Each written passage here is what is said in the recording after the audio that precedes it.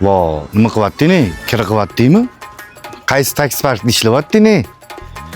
Zakazing ko'p bo'lyaptimi yo kammi?